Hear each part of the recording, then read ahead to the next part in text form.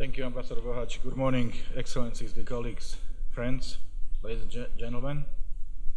Welcome to our conference today on security sector governance and reform, or as we call it, SSGR. Back in June, I opened a high-level discussion on SSGR in Belgrade. And there I touched upon what I like to think of as the 4 P's of SSGR. And I want to draw upon them again in opening our discussion today. The first P is prevention. And this is the tricky part, because prevention is invisible. It is difficult to track, difficult to measure, difficult actually to prove. We do not get any news headlines for investing in our security sectors. We don't have emergency meetings when a workshop or a training course goes well. And we almost never hear about crises or tensions which have been diffused without violence. But when security sectors are weak, when they start to crumble, the results are not invisible. Instead, they are glaring and devastating.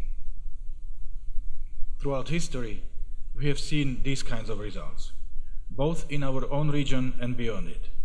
We have watched countries go over the cliff. We have heard about crises boiling over into conflicts. And we have listened to the testimonies of people whose lives have been torn apart. But here is some simple truth. First, that stronger, more accountable security sector can and do prevent conflicts. And second, that prevention is quite simply better than cure. SSGR allows us to prevent rather than to react. So it is worth our time here today, and it is worth our continuing efforts outside this room. The second P I want to address is process, because SSGR does not happen overnight. And I'll speak frankly here. We are not going to achieve any kind of breakthrough today. That's not what this conference is about. Rather, it is one step in a long and often complex process.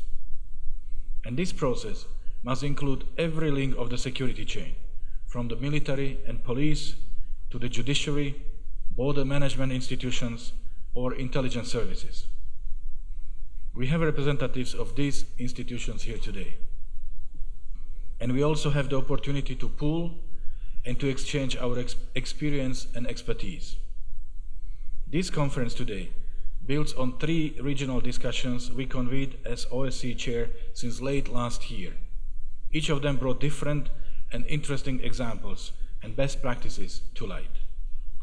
We heard about how the 2016 terrorist attacks in Belgium triggered comprehensive reforms affecting its security sector.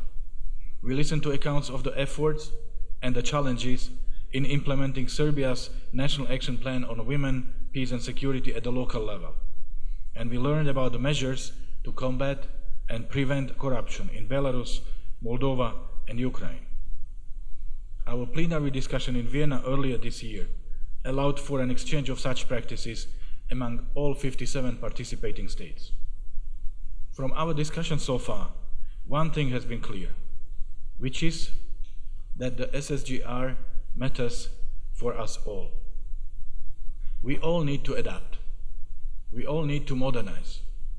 We all need to respond to the rapidly changing environment around us, which means that whether we are rich or poor, fragile or stable, SSGR matters to us all.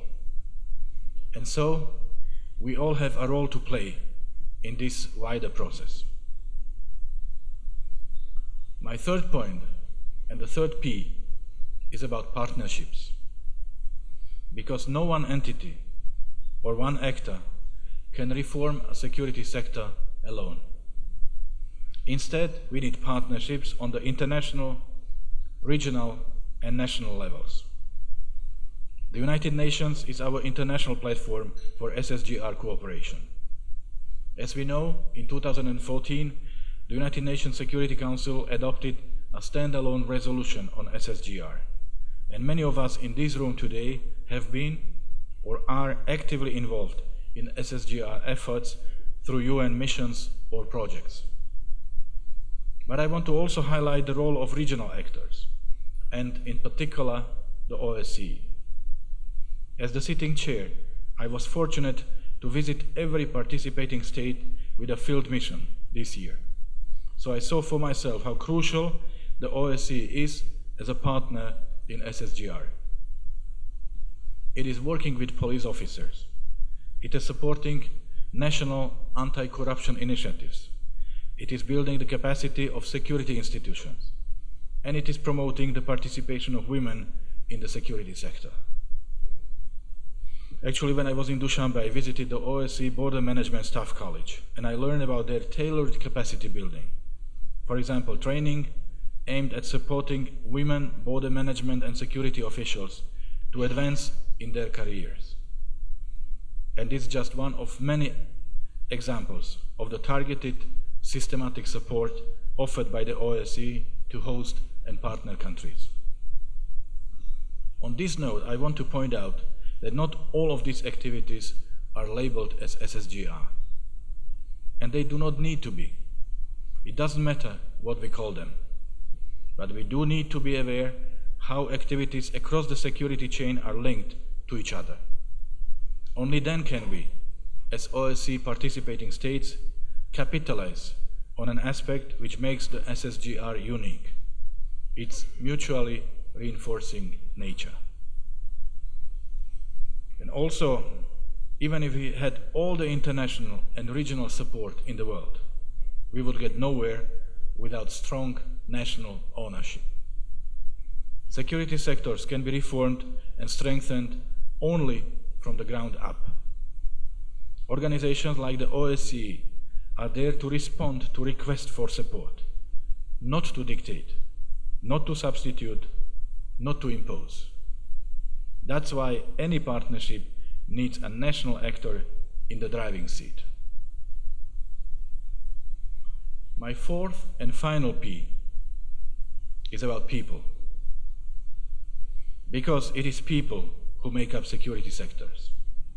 And it is people who suffer when they fail. I think we should pause here to reflect on what that must be like. If you cannot trust those charged with your protection, who can you turn to? If a police station is not safe, where else can you go? If your only avenue to justice has been blocked by corruption, what more can you do? There are people on the ground asking themselves these same questions today, and we need to keep them clearly in mind. So, dear colleagues and friends, this conference is a hub of knowledge, expertise, and experience. And in particular, I want to thank Foreign Minister Ivica Dačić for helping me in opening this conference. He's on his way from the airport, as well as the Secretary General Thomas Gremingerom and the ODIHR Director Ingibjörg Sólrún Gísladóttir. My points today were quite simple. First, that SSGR allows us to prevent rather than to react to conflicts. Second, that this conference is a modest, but I think a useful step in a larger process. Third, that partnerships are key if we want to keep taking these steps forward. And fourth, that we cannot forget the human element.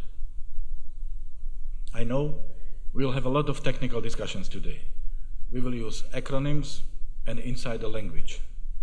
But underneath all of this, it is a concept that anyone in the streets outside could understand, which is that SSGR can make a real difference in the lives of people on the ground.